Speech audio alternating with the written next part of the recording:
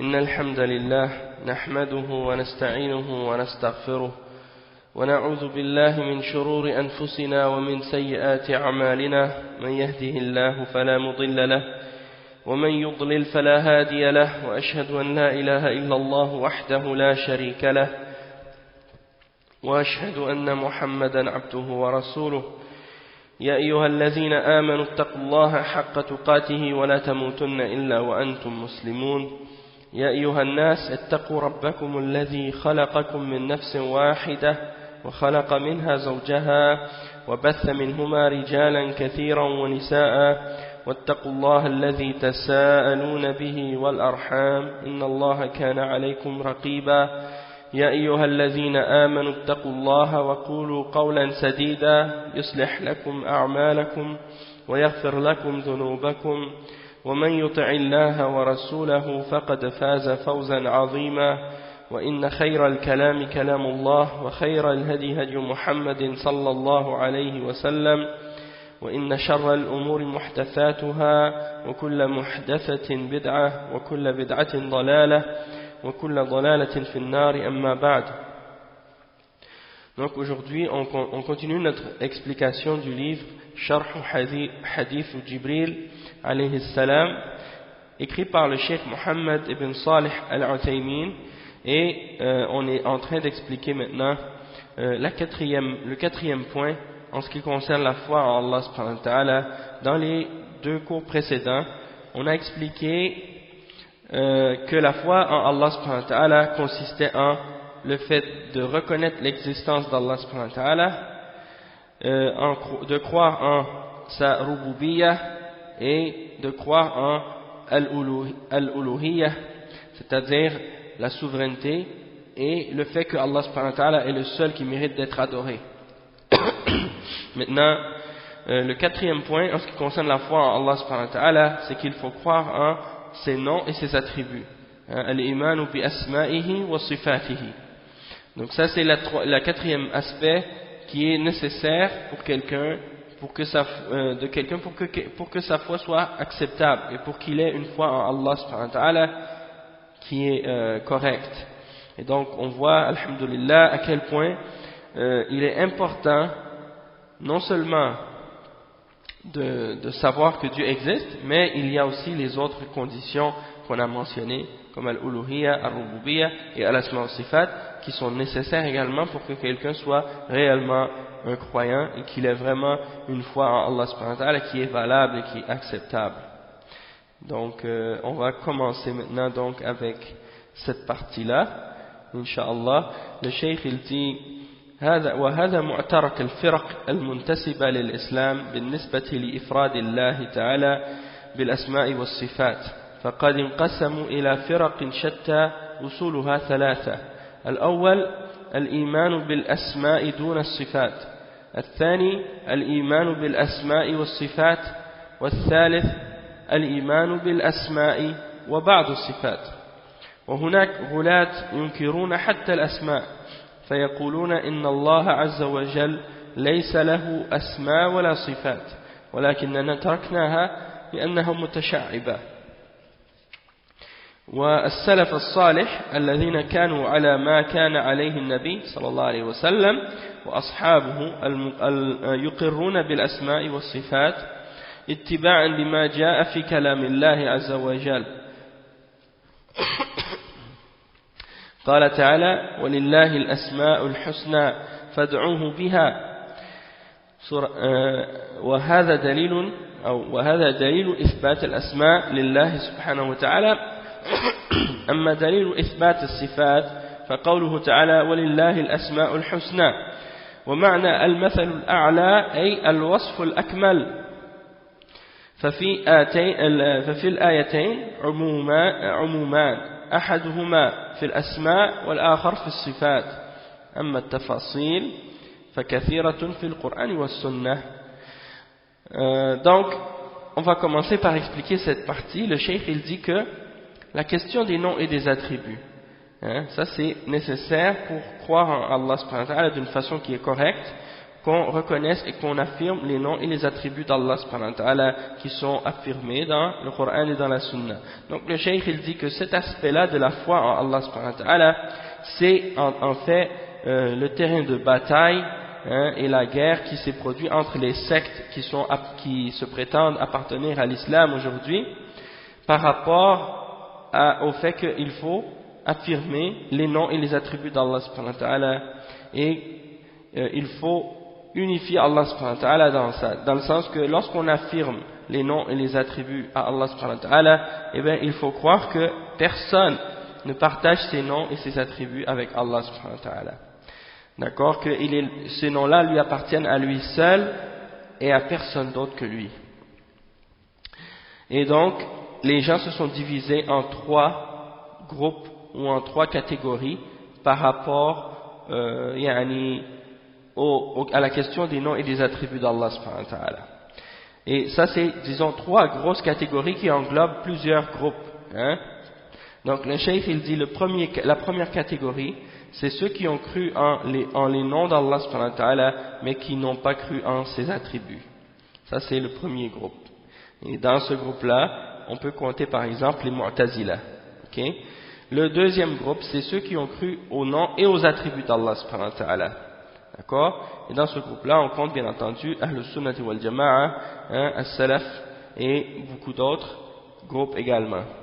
Et il y a ceux qui ont cru en, mais quand on dit beaucoup d'autres également, dans le sens qu'il y en a qui ont affirmé les noms et les attributs en dehors de Ahlus Sunnati wal Jama'a, mais qui ne les ont pas affirmés de la même façon que Ahlus Sunnati wal Jama'a et qui sont tombés dans l'exagération parfois au sujet de l'affirmation. Donc ils ont fait des ressemblances entre Allah et sa créature, comme Al-Mushabbiha par exemple, ça on va en parler plus tard, mais sinon ceux qui ont affirmé les noms et les attributs selon les principes d'Ahlus Sunnati wal Jama'a, on va les expliquer tout à l'heure.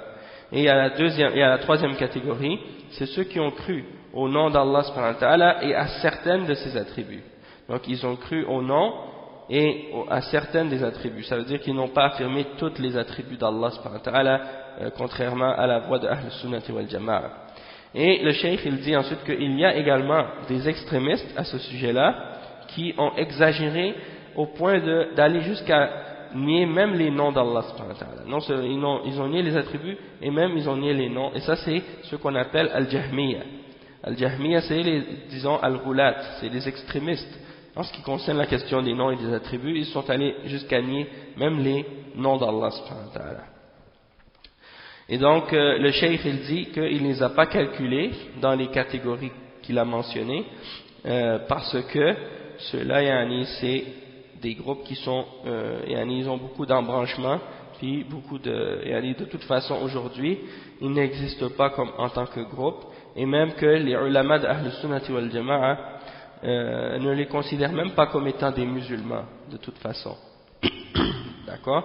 Donc le cheikh il dit ensuite que as-salaf as-salih alladhina kanu ala ma kana alayhi an-nabi sallallahu alayhi wa sallam wa ashabuhu يقرون بالأسماء والصفات اتباعا لما جاء في كلام الله عز وجل قال تعالى ولله الأسماء الحسنى. Donc le cheikh il dit que les salaf salih et les salaf salih ce sont les premiers musulmans, les sahaba, les tabi'in, les tabi'in, les premiers musulmans qui ont cru en l'islam qui était avec le prophète sallallahu alayhi wa sallam, puis ceux qui ont suivi par la suite, les élèves des sahaba et les élèves des sahaba, on les appelle les tabi'in, et après il y a eu les élèves des tabi'in qui ont étudié avec les tabi'in. Donc de génération en génération il y a toujours eu un groupe de la Ummah qui ont suivi cette seule et même aqidah qu'on appelle la aqidah des salaf salih. Et c'est comme une chaîne qui s'est suivie et qui s'est rattachée à la source. Depuis le temps du prophète sallallahu alayhi wa sallam jusqu'à nos jours aujourd'hui, il y a une partie de la Ummah qui suit cette voie-là. D'accord? Et c'est cette voie-là que nous sommes ordonnés et commandés de suivre. Donc, le cheikh il dit que les salaf salih, ce sont ceux qui suivent ce que suivait le prophète Muhammad sallallahu alayhi wa sallam ainsi que ses compagnons et qui affirment les noms et les attributs d'Allah subhanahu wa ta'ala et quand ils affirment les noms et les attributs d'Allah subhanahu wa ta'ala, ils le font en suivant, lorsqu'on suit la voie du Coran et de la Sunna, lorsqu'on affirme les noms et les attributs d'Allah subhanahu wa ta'ala, on le fait en suivant l'exemple de ce que Allah subhanahu wa ta'ala dit. Il nous ordonne de suivre dans plusieurs versets dans le Coran, comme par exemple le verset dans Surat Al-A'raf, le verset 180, dans lequel Allah subhanahu wa ta'ala dit وَلِلَّهِ الْأَسْمَاءُ الْحُسْنَى فَادْعُوهُ بِهَا. C'est à Allah qu'appartient les plus beaux noms, alors invoquez-le par ces noms-là. Et donc ça c'est un des versets qui nous indique que nous devons croire en les noms d'Allah subhanahu wa ta'ala.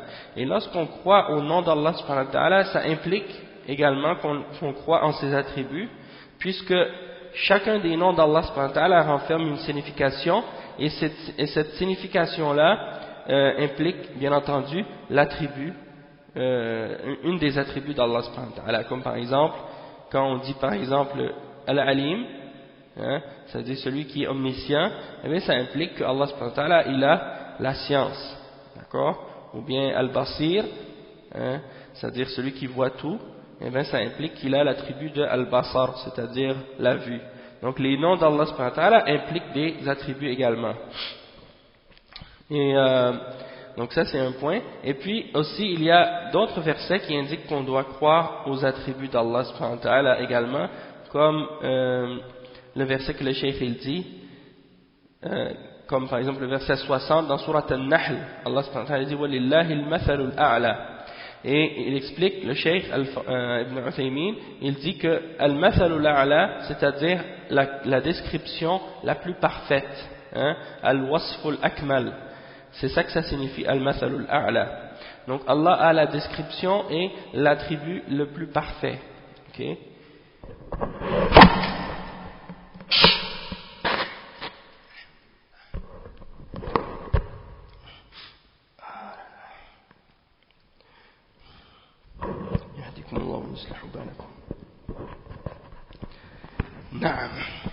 Donc, je m'excuse. Donc, c'est ça. Allah subhanahu wa ta'ala, il a la plus belle, la plus parfaite des descriptions. Et dans ces deux versets-là, il y a une affirmation globale et générale des noms, premièrement, et des attributs, deuxièmement. Et donc, si on veut savoir les détails de ça, il faut bien entendu retourner aux détails de la charia dans le Coran et dans la Sunna pour connaître les détails des noms et les détails des attributs d'Allah subhanahu wa ta'ala pour les affirmer de façon détaillée. D'accord? Et le cheikh il dit ensuite وَهُنَاكَ مَنْ يُثْبِتُ الْأَسْمَاء دُونَ الصِّفَاتِ فَيَقُولُ إِنَّ اللَّهَ سَمِيعٌ بِلَا سَمْعٍ وَبَصِيرٌ بِلَا بَصَرٍ وَهَذَا هُوَ الْمَشْهُورُ فِي مَذْهَبِ الْمُعْتَزِلَةِ. Donc le cheikh il dit il y a d'autres personnes qui affirment les noms sans affirmer les attributs d'Allah subhanahu wa ta'ala. Ils disent par exemple que Allah il entend, mais il entend sans une ouïe, et il voit mais sans une vue, ainsi de suite. Et ça bien entendu c'est la contradiction de ceux qu'on appelle les Mu'tazila, c'est la secte des Mu'tazila. Donc ils affirment les noms mais ils nient les significations de ces noms là. Donc ils disent que il est Samir, il voit mais il n'a pas de vue. Bien entendu c'est complètement ridicule. Pour des gens qui se prétendent utiliser la raison, ils n'ont pas grand raison d'après ce qu'on peut constater. Et la majorité des Shia, toutes les sectes des Shia ont hérité de la croyance des Mu'tazila dans la question des attributs d'Allah subhanahu wa ta'ala. Et donc ils affirment les noms d'Allah mais ils nient leur signification et les attributs. D'accord? Donc ça c'est important de comprendre. Il ne faut pas croire que, comme certains disent, que les Mu'tazila n'existent plus aujourd'hui. Il y a encore des groupes parmi les groupes de la Ummah qui ont les mêmes croyances que les Mu'tazila, c'est-à-dire les Shia, que ce soit les Zaydiyya ou les Rafida ou d'autres parmi les sectes des Shia. Ils ont tous la croyance des Mu'tazila dans les questions de Qadar et dans les questions des noms et des attributs d'Allah subhanahu wa ta'ala.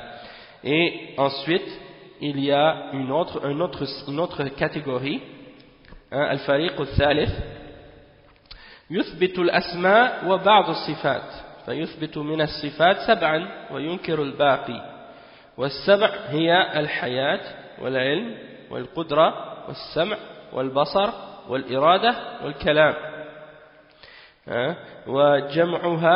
وجمعها السفاريني في عقيدته بقوله له الحياة والكلام والبصر سمع إرادة وعلم واقتدر بقدرة تعلقت بممكن كذا إرادة. Donc le cheikh dit ensuite ويقولون إن هذه الصفات دل عليها العقل فنثبتها وما عداها فالعقل لا يدل عليها ولا نثبتها. فيقولون. Donc on va expliquer cette partie là avant. Donc il y a une autre catégorie des gens de bid'a qu'on appelle les asha'ira, al-asha'ira, ok, et on les appelle asha'ira par rapport à leur fondateur ou celui qui est à la tête de ce groupe à qui on attribue cette aqidah. On l'appelle Abu al-Hassan al-Ash'ari. Et Abu al-Hassan al-Ash'ari, c'est un homme qui était pendant 40 ans dans la secte des Mu'tazila. Il est né en 270 Hijri, ok, et puis pendant 40 ans, il est resté dans la secte des Mu'tazila, et il a appris la secte des Mu'tazila avec son beau-père, qui était une des plus grandes autorités, ou un des plus grands savants, disons, des Mu'tazila à son époque. Et donc il faisait partie des gens qui étaient très, disons, une des chefs, une des grosses têtes des Mu'tazila à l'époque. Puis par la suite, 40 ans plus tard, il s'est rendu compte qu'il y avait des contradictions et des erreurs dans cette voie-là, et que c'était en contradiction avec l'islam, parce qu'il a lu certains livres écrits par certains mutakallimin qu'on appelle des philosophes, qui réfutaient les Mu'tazila parmi les islamistes à l'époque. Et donc, il a commencé à mettre en question certaines des croyances des Mu'tazila par la suite. Puis, il s'est désavoué finalement de la croyance des Mu'tazila publiquement, et il est revenu sur la position des Mu'tazila. Sauf que la voie qu'il a empruntée entre les deux, c'était la voie de celui qu'on appelait Ibn Kullab, hein. Et donc, c'était un des philosophes aussi, un des mutakallimin de l'époque, qui utilisait la raison pour affirmer la croyance. Hein. Il essayait de débattre avec les Mu'tazila, donc il essayait d'utiliser la raison et la logique pour essayer d'affirmer sa croyance, pour essayer de convaincre les Mu'tazila. Et donc, il a été convaincu par certains de leurs arguments, et ils utilisent un peu des références de la révélation et un peu des références de la raison, et ils mélangent les deux. Donc c'est une voie qui est contraire à la sunna, hein? Et la plupart des Mu'tazila, la plupart des Asha'ira aujourd'hui, des gens qui se disent Asha'ira, sont en train de suivre la voie, cette période de la vie de Abu al-Hassan al-Ash'ari, dans laquelle il était sur la voie de Ibn Kullab.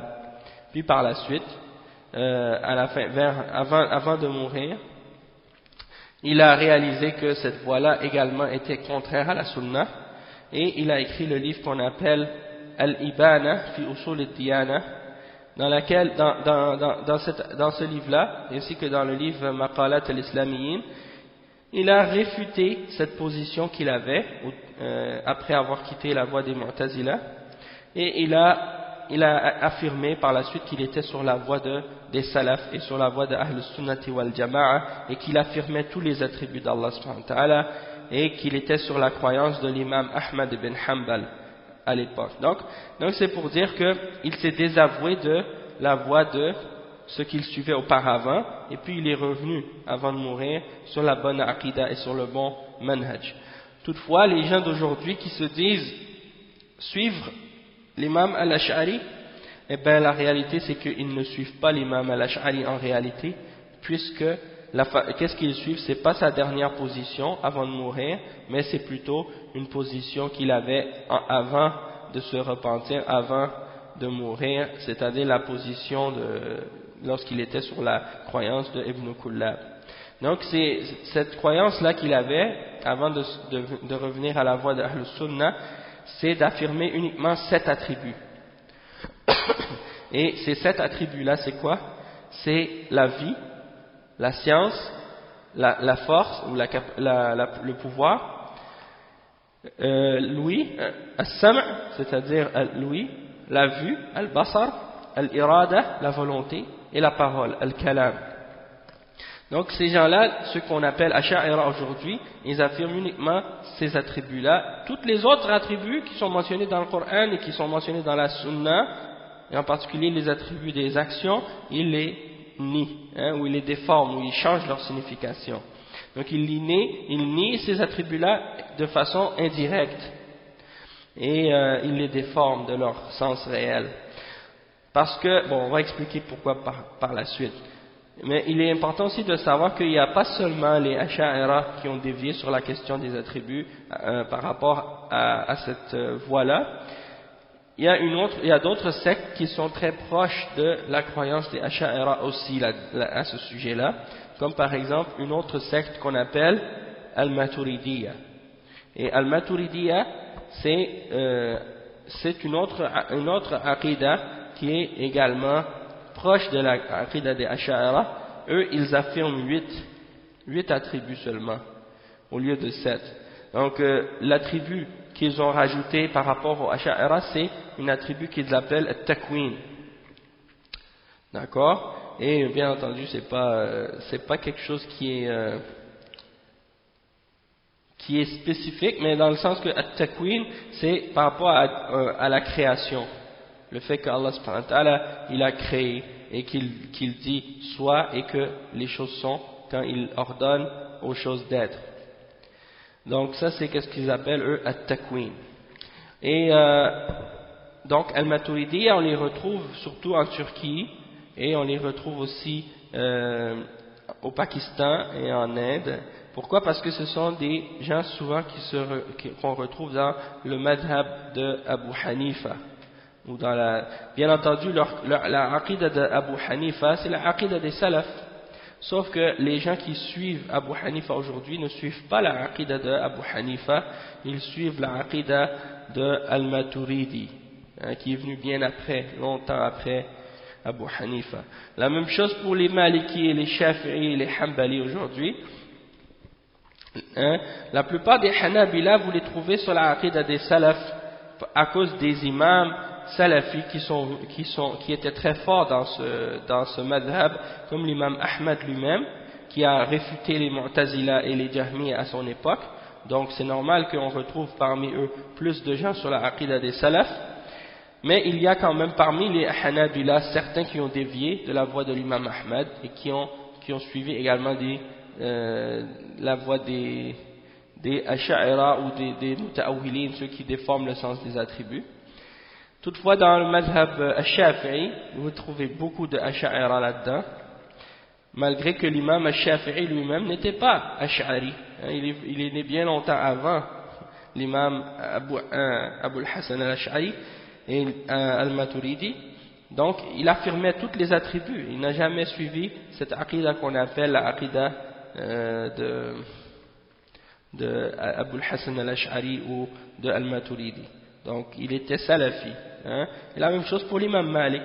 Et on a des citations très claires et très fermes de l'imam Malik qui mentionne justement qu'il affirmait les attributs et qu'il ne faisait aucune ressemblance entre Allah et sa création.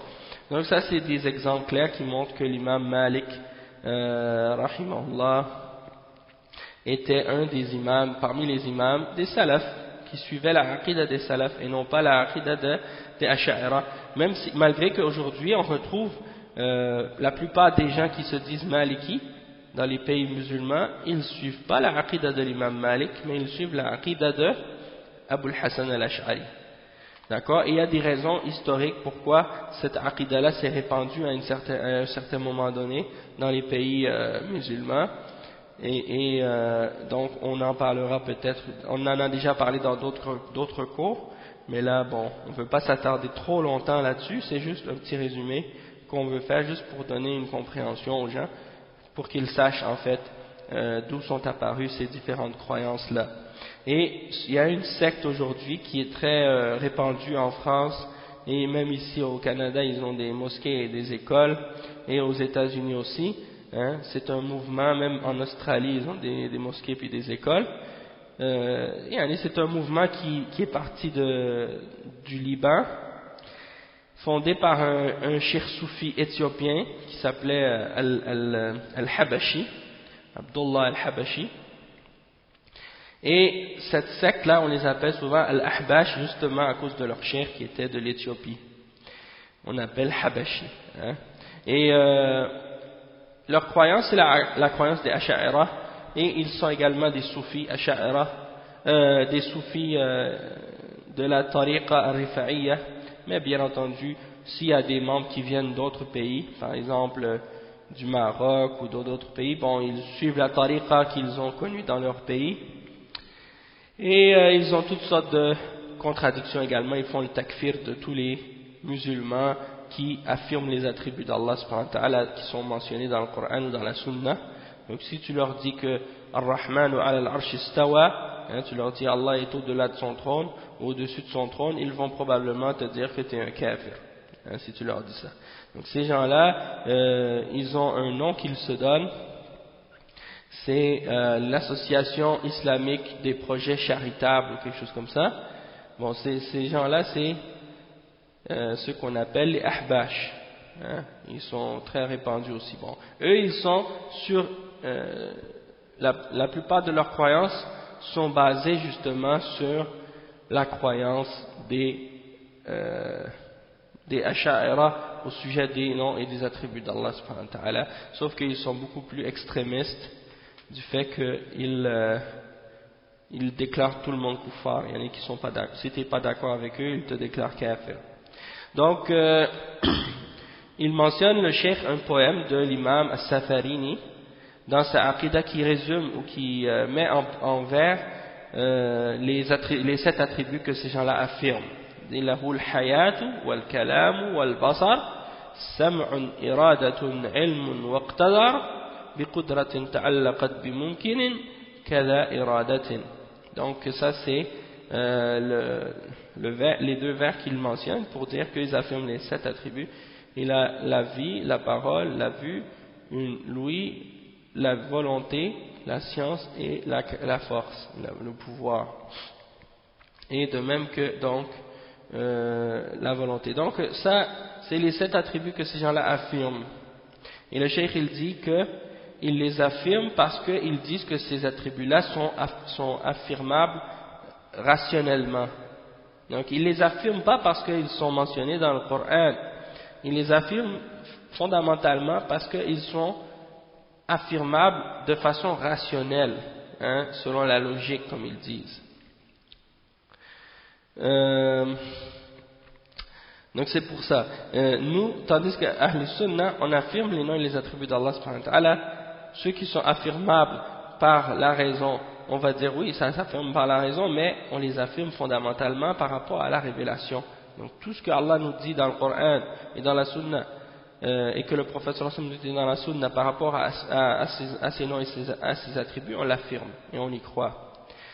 Donc le cheikh ici, il dit فيقولون إن هذه الصفات دل عليها العقل فنثبتها وما عداها فالعقل لا يدل عليها فلا نثبتها.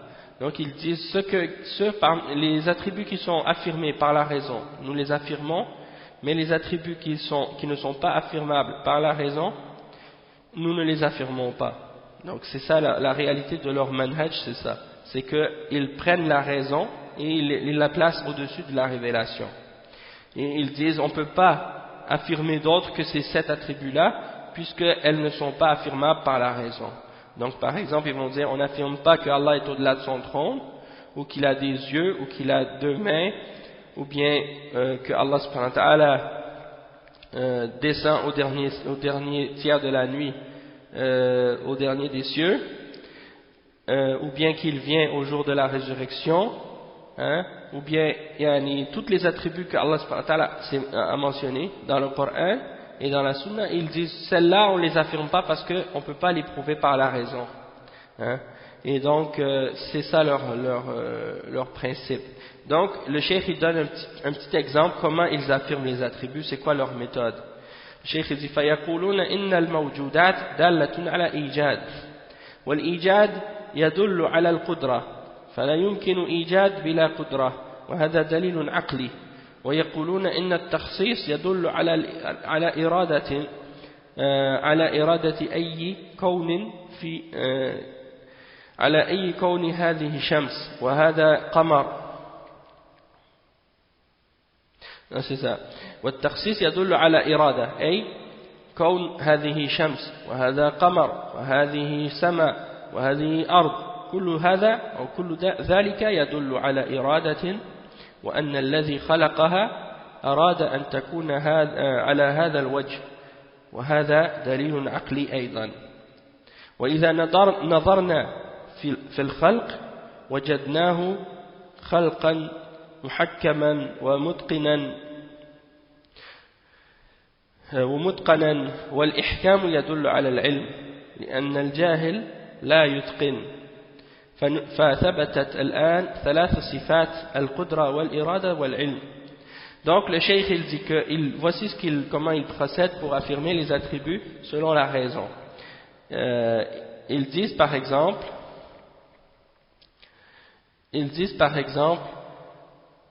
les choses qui existent dans la création, le fait qu'elles existent, donc ça prouve que les choses qui existent dans la création, la création indique qu'il y a eu une création. C'est ça que ça veut dire. La création indique qu'il y a eu une création. Et la création indique qu'il y a une force derrière, quelque chose qui l'a créé, une force et une puissance derrière. Donc ils ont déjà affirmé la force. Et ensuite il dit, parce qu'il n'est pas possible qu'il y ait une création, excepté sans une force. Et donc ça c'est une preuve rationnelle.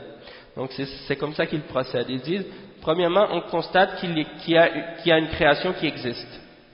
Donc ça prouve qu'il y a une création. Et pour qu'il y ait cette création, il faut qu'il y ait une force derrière. Parce que sans la force, on ne peut pas créer. Donc ça c'est leur premier argument pour affirmer cet attribut-là par la raison. Ensuite, ils disent qu'on voit par la suite qu'il y a une spécification par la suite dans la création. C'est-à-dire qu'il y a une volonté derrière cette création-là.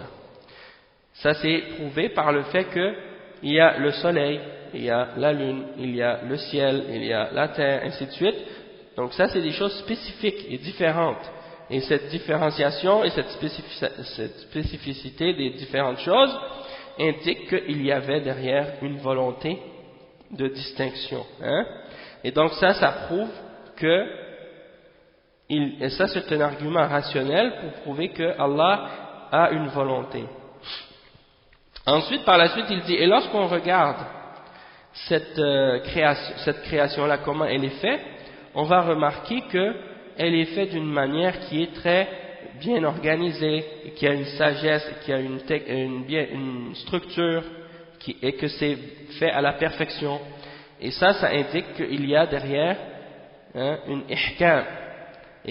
Donc ça veut dire qu'il y a de la science derrière ça. C'est-à-dire que la personne qui a créé ça, ou l'être qui a créé ça, il a créé ça avec science. Parce que l'ignorant ne peut pas faire quelque chose avec perfection et avec cette maîtrise-là.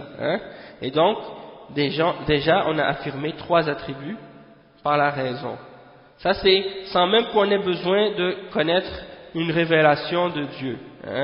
Par notre raison seulement, en observant l'univers, on peut constater ça. Donc, ça c'est leur argument et leur façon comment ils affirment l'existence d'Allah et en même temps aussi les attributs d'Allah subhanahu wa ta'ala. Ensuite, ils disent ثم قالوا إن هذه الثلاث لا تقوم إلا بحي ومن ثم ثبتت أنه حي فالحي إما أن يكون سميعا بصيرا متكلما أو أعمى وأصما وأخرسا فالصمم والعمي والخرس صفات نقص والسمع والبصر والكلام صفات كمال فوجب ثبوت الكمال للحي فهذه أدلتهم وهي أدلة عقلية فلذلك أثبتوا الصفات السبع. Donc ils disent par exemple que donc on a affirmé maintenant trois attributs, la puissance, la volonté et la science. Ensuite ils disent, et ces trois attributs-là ne peuvent pas être acceptés en quelque chose de vivant. Hein? Si quelque chose a cet attribut-là, il faut qu'il soit vivant. Donc ils affirment que Allah qu'il a la vie, hein, que c'est une de ses attributs, qu'il a la vie. Et s'il est vivant, donc il faut qu'il possède l'ouïe, la vue et la parole, parce que sinon ça voudrait dire qu'il est aveugle, sourd et muet. Et ça, ce sont des attributs d'imperfection. Et on sait que Allah subhanahu wa ta'ala, il est parfait, donc il ne peut pas avoir des attributs d'imperfection. Et donc c'est donc obligatoire de dire qu'il a la vue, qu'il a la parole et qu'il a l'ouïe. Et donc on a donc affirmé ces attributs-là pour Allah subhanahu wa ta'ala, parce que ce sont des attributs de perfection pour celui qui est vivant. Et donc ça, c'est leurs attributs, et c'est ainsi qu'ils affirment les 7 attributs qu'ils ont affirmés. Toutefois, les autres attributs en dehors de ces 7-là, ils les nient et ils les rejettent. Ils disent non, on ne les affirme pas. Hein? Donc le cheikh il dit فَإِذَا قِيلَ لَهُ تُثْبِتْ لِلَّهِ رَحْمَةً قَالُوا لَا نُثْبِتُ لَهُ الرَّحْمَةَ لأني أفسرها بما أعتقد وأقول الرحمة إرادة الإحسان وهو الإحسان أو هو الإحسان نفسه ولا يفسرها بصفة. Donc le cheikh il dit maintenant, et si tu lui demandes, est-ce que tu affirmes que Allah a l'attribut de la miséricorde, ar-rahma? Ils disent non, on n'affirme pas la miséricorde. Pourquoi? Parce qu'ils disent que ça c'est pas affirmable par la raison. Vous voyez? La même chose pour l'attribut d'Allah, comme par exemple que Allah il a, par exemple qu'il aime, ou bien qu'il déteste, hein, ou bien d'autres attributs de ce genre-là, ils ne les affirment pas. Hein? Pourquoi? Parce qu'ils disent que ça c'est pas affirmable par la raison. Et aussi ils disent que ça impliquerait une ressemblance entre la création et le créateur et la créature. Et bien entendu, c'est absurde de dire ça, puisque s'ils le disent à propos de la colère ou de l'amour ou de la miséricorde, eh bien ils pourraient aussi le dire à propos de la vue et de l'ouïe et de la vie et de la parole et des autres attributs qu'ils ont affirmés comme la volonté. Les créatures ont aussi ces attributs-là. Donc pourquoi ils ne les nient pas également? Bien entendu, ils ne les nient pas parce qu'ils savent que ces attributs-là sont différents par rapport au créateur et entre le créateur et la créature, même s'ils ont ces attributs-là, mais il n'y a pas de ressemblance entre les attributs d'Allah et les attributs de sa créature. Donc, par exemple, la vie du créateur n'est pas comparable à la vie de la créature, et la science du créateur n'est pas comparable à la science de la créature, et la puissance et la force du créateur n'est pas comparable à la force et la puissance de la créature, et la vue et l'ouïe et la parole et la volonté, c'est la même chose. Donc pourquoi ne pas dire la même chose aussi à propos de la miséricorde et de la colère et de l'amour et des autres attributs que Allah s'est affirmés, hein? On devrait également dire la même chose, mais eux ils se contredisent parce qu'ils affirment uniquement 7 attributs et ils disent que ça on les affirme parce que c'est la raison, et les autres attributs ils les rejettent, et ça c'est leur contradiction. Donc le cheikh il dit, si on leur demande est-ce que vous affirmez la rahma, la miséricorde, ils vont dire non, on n'affirme pas la miséricorde, mais on l'interprète en disant que c'est que Allah veut le bien, ou bien que c'est le bien lui-même, al-ihsan. Donc tous les autres attributs, en dehors des 7 attributs, il les déforme ou il leur donne une autre signification. Comme par exemple, quand ils voient Ar-Rahma dans le Coran, ils disent que Ar-Rahma c'est la volonté. Quand ils voient la colère d'Allah subhanahu wa ta'ala mentionnée dans le Coran, ils disent ça c'est la volonté. Hein? Donc ils affirment toutes choses, tous les autres attributs, ils vont dire c'est la volonté. La volonté d'Allah subhanahu wa ta'ala. Donc, ils disent par exemple, quand Allah dit qu'il aime certaines créatures, ça veut dire qu'il leur veut du bien. Quand Allah dit qu'il déteste certaines créatures, ça veut dire qu'il veut les punir ou qu'il leur veut du mal. Donc ils interprètent ou ils expliquent tous les autres attributs par la volonté, l'attribut de la volonté. Et à cause de ça, ils tombent dans de graves erreurs dans leur compréhension des autres aspects de la aqidah, comme par exemple dans le qadar, dans la prédestination par exemple. Ils ont des gros problèmes à comprendre par la suite des gros problèmes à expliquer aussi la prédestination, parce que pour eux la volonté c'est l'amour, pour eux c'est la volonté. Donc pour eux, si Allah veut quelque chose, ça veut dire qu'il l'aime. Si Allah aime quelque chose, il le veut, ça veut dire qu'il le veut. Et donc ça implique que tout ce qui arrive dans l'univers, Allah l'aime. Et bien entendu, ça c'est grave de dire ça, parce que ça voudrait dire que Allah a aimé la mécréance, le shirk, le kufr, et Iblis, et toutes les mauvaises choses. Et Allah il dit dans le Coran qu'il n'aime pas ces choses-là. Donc il y a une contradiction dans leur croyance justement à cause du fait qu'ils n'affirment pas les attributs dans la signification qu'elles ont en réalité.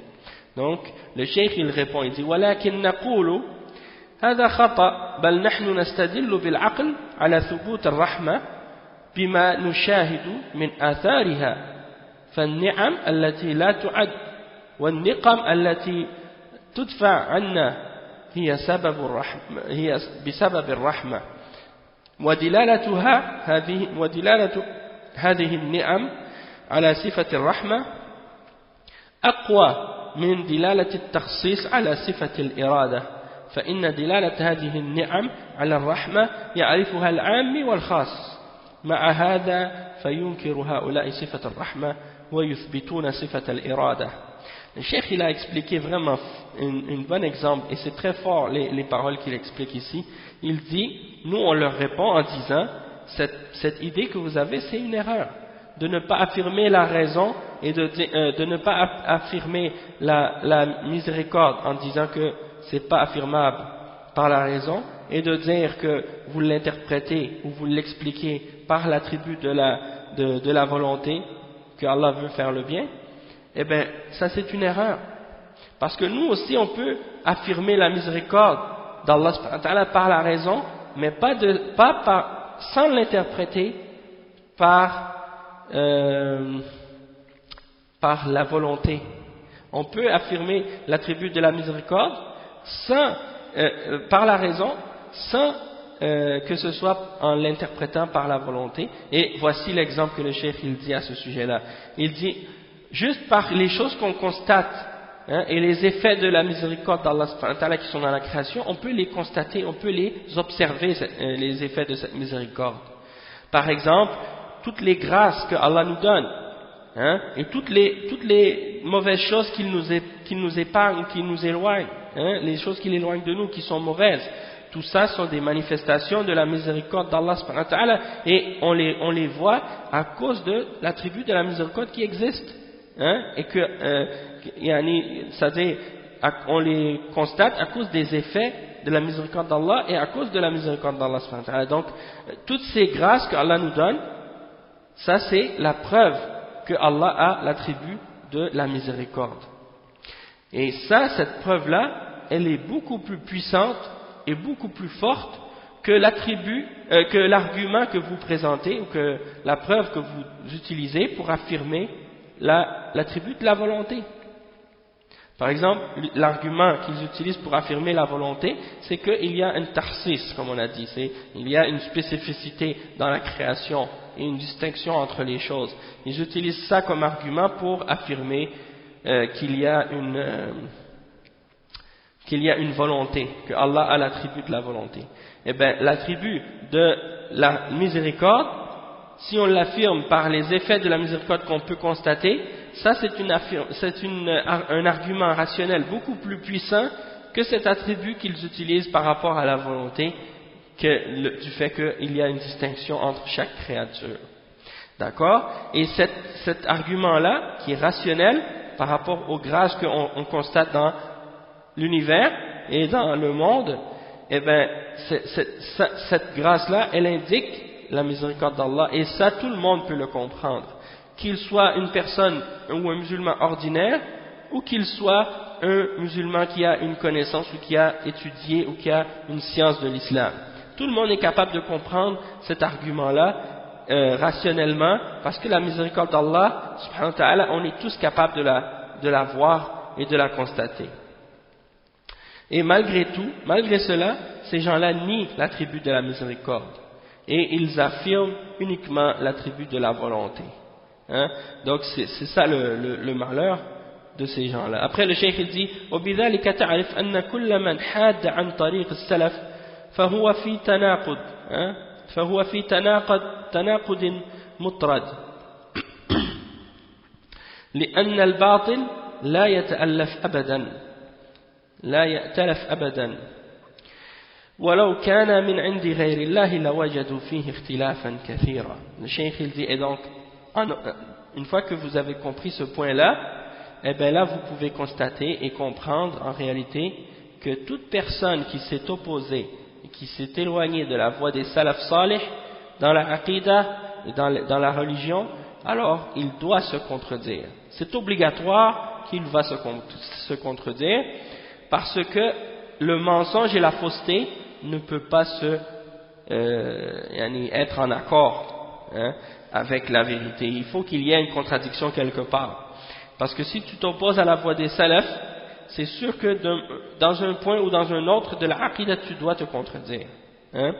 Donc le cheikh il mentionne le verset 82 dans Surat An-Nisa, que si ça venait d'autres que Allah, ils auraient trouvé dedans beaucoup de contradictions. Et ça c'est la preuve que lorsque tu trouves des contradictions dans quelque chose, ça veut dire que ça ne vient pas d'Allah. Si tu trouves dans quelque chose des contradictions, ça ne vient pas d'Allah. Donc si tu vois dans l'aqidah des gens qu'il y a des contradictions dans leur aqidah, alors ça veut dire que ça ne vient pas d'Allah cette aqidah. Ça vient des hommes qui l'ont déformé. C'est pour ça qu'on dit que la aqidah des salaf, c'est la aqidah du prophète sallallahu alayhi wa sallam, et la aqidah des sahaba et des tabi'in, et c'est cette aqidah-là qui vient d'Allah subhanahu wa ta'ala. Toutefois, les autres aqidah qui ont été développés ou formés ou comment on pourrait dire, une aqidah qui a été développée un peu comme une théorie, que des gens ont développée par eux-mêmes, eh bien c'est sûr que vous allez trouver dedans des contradictions, parce qu'elle n'est pas basée sur la révélation, elle est basée sur les opinions et les impressions des gens et des théories qu'ils ont inventées. D'accord? Et c'est pour ça que nous, les gens d'Ahl Sunnah wal Jama'a, on dit qu'on ne doit pas croire avant de connaître la preuve. Mais on connaît la preuve et ensuite on croit. Parce qu'il y a des gens qui se font une croyance dans leur tête, ou une théorie dans leur tête, puis après ça ils affirment, ils cherchent les preuves pour essayer de la défendre. Ils essaient de chercher des preuves pour essayer de la défendre, et s'ils ne trouvent pas des preuves qui indiquent directement ce qu'ils croient, eh bien ils essaient de déformer la signification des versets et des hadiths pour justifier la croyance qu'ils ont inventée dans leur tête par la suite.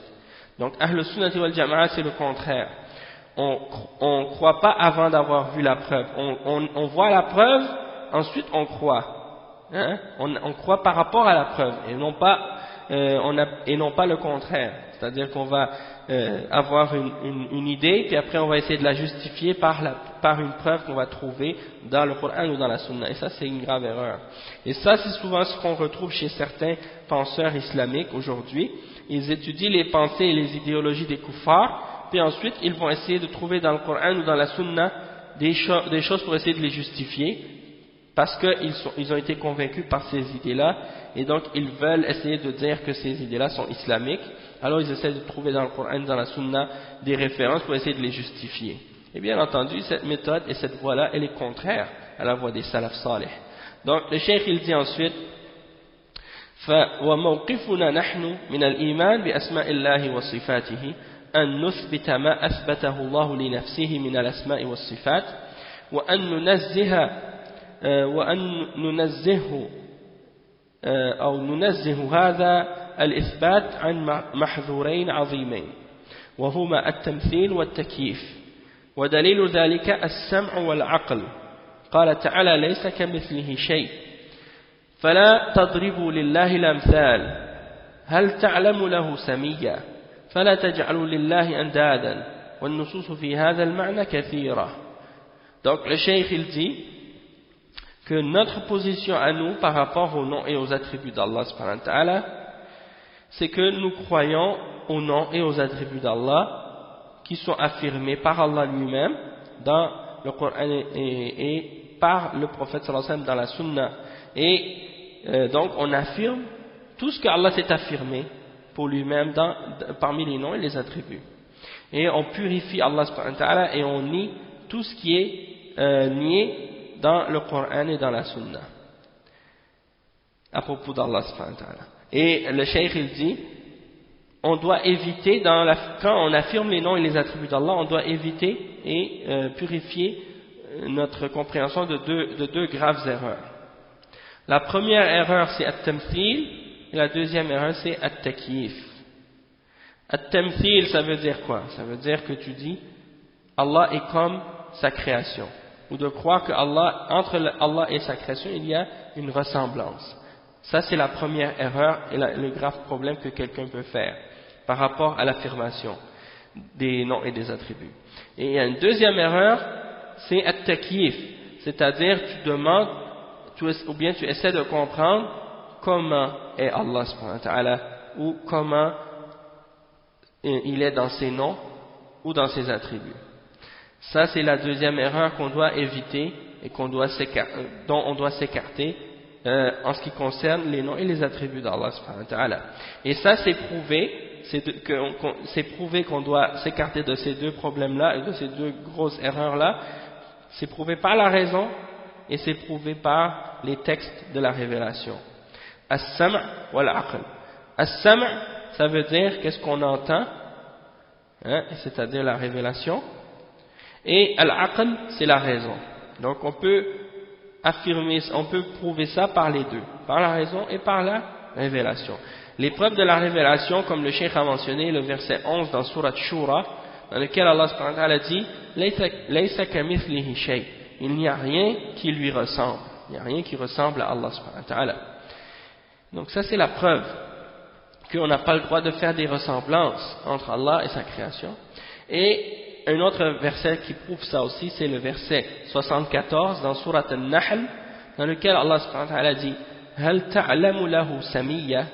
Est-ce que tu connais à Allah subhanahu wa ta'ala un semblable, c'est-à-dire c'est une question pour indiquer que Allah n'a pas, c'est pour nier en fait que Allah est quelque chose qui est semblable à lui. Le cheikh dit وَالنُّصُوصُ فِي هَذَا الْمَعْنَى كَثِيرًا.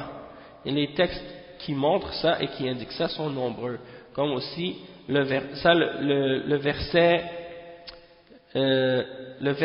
فَلَا تَضْرِبُوا لِلَّهِ الْأَمْثَالِ, comme on a lu tout à l'heure, et ne donnez pas à Allah subhanahu wa ta'ala des comparaisons, ne faites pas des comparaisons avec Allah subhanahu wa ta'ala. Ça c'est le verset 74 dans Surat An-Nahl.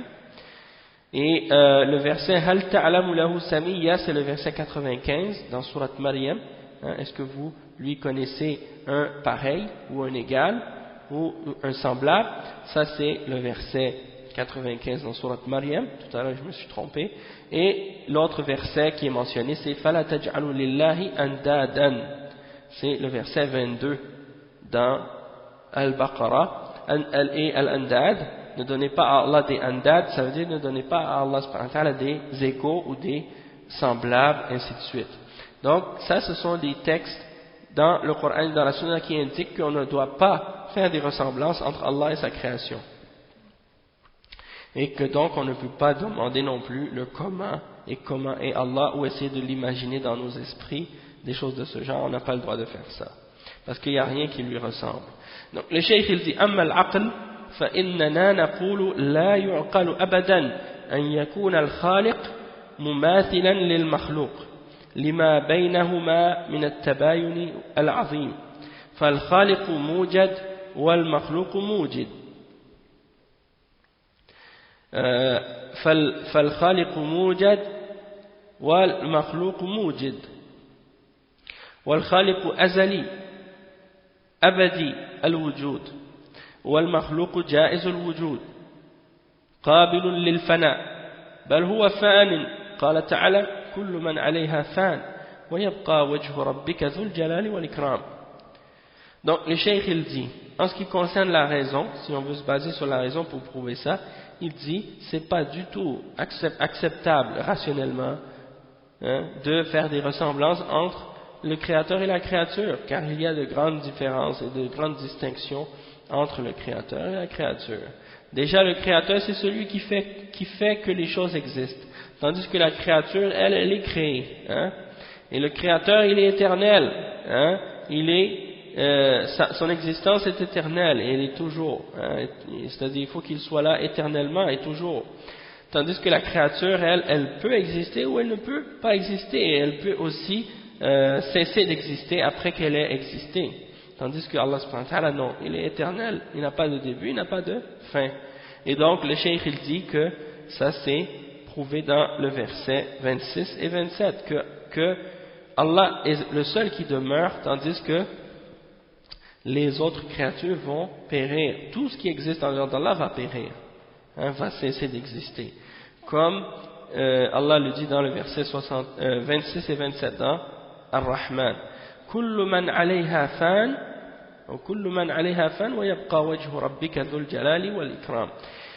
Donc ça veut dire que tout ce qui est dessus sur la terre va périr et il n'y aura que le visage de ton créateur, de ton maître, Zul Jalali wal Ikram, le visage de ton maître, Allah subhanahu wa ta'ala, ton Seigneur, plein de majesté et de noblesse.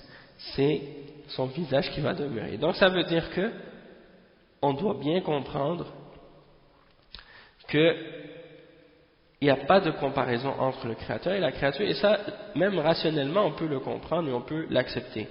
Le cheikh il dit قال بعض السلف رحمهم الله إذا قرأت هذه الآية كل من عليها فان فلا تقف عليها فصلها بما بعدها ويبقى وجه ربك ذو الجلال والإكرام ليتميز الفرقان المبين بين الخالق والمخلوق وليعرف كمال الله ونقص ما سواه. Donc il dit, le cheikh, que certains parmi les salafs ont dit, lorsque tu lis le verset Kullu man alayha fan, le verset 26 dans Surat Ar-Rahman, tout ce qui est dessus va périr, ne t'arrête pas là, continue et lis l'autre verset, fais-le suivre tout de suite par le verset qui suit wa yabqa wajhu rabbika dhul jalali wal ikram, pour qu'on voit la différence entre le créateur et la créature, et pour qu'on sache que il y a une différence et que le créateur il est parfait et que tout ce qui est en dehors du créateur est imparfait et faible et incomplet. Et ça c'est l'exemple que le cheikh a mentionné par rapport à ce que certains salafs ont dit au sujet de ce verset. Le cheikh dit walakin law qala lana qa'il mimma wasafa Allah bihi nafsahu anna lahu wajh, comme Allah subhanahu wa ta'ala dit qu'il a un visage. Donc les Ash'ara et les Ahbash, les gens de Bid'a, eux ils refusent de dire que Allah a un visage, parce qu'ils disent on ne peut pas dire ça parce que c'est pas prouvable par la raison. Et bien entendu c'est faux, puisque Allah subhanahu wa ta'ala l'a affirmé. Eux ils disent non, si on affirme qu'il a un visage, ça fait une ressemblance entre le créateur et la créature. Mais on peut dire la même chose pour la volonté, on peut dire la même chose pour la parole, on peut dire la même chose pour l'ouïe et la vue, mais on sait que si vous ne le dites pas à propos de l'ouïe et de la vue, pourquoi? Parce que vous savez qu'il n'y a pas de ressemblance entre les deux. Donc pourquoi ne pas dire la même chose à propos du visage? Et c'est ça ce que les salafs ont fait. Ils ont dit on affirme le visage, mais il n'y a pas de ressemblance entre mon visage et le visage d'Allah subhanahu wa ta'ala, ou le visage d'une créature et le visage du Créateur, il n'y a pas de ressemblance entre les deux. D'accord? Et même entre les créatures entre elles, il n'y a pas de ressemblance entre mon visage, par exemple, et le visage des autres créatures. Hein? Donc, encore moins entre mon visage et le visage du Créateur. Hein? Et même un des ulama, Cheikh Ahmed al-Najmi, rahimahullah, il donnait l'exemple de ça justement dans un de ses livres. Il disait, si tu dis à n'importe quel Ash'ari qu'il a une face de singe ou une face de porc, il va se mettre en colère. Et tout le monde se mettrait en colère. N'importe qui se mettrait en colère. Pourquoi? Parce que c'est une insulte de se faire comparer, de faire comparer notre visage à un visage de singe ou de porc ou un visage de chien. Hein? Donc, pourquoi? Parce qu'on sait qu'il n'y a pas de ressemblance entre notre visage et le visage de ces bêtes et de ces animaux. Donc, pourquoi on le considère comme une insulte? C'est justement parce qu'on n'aime pas qu'on fasse des ressemblances entre nous et ces animaux-là.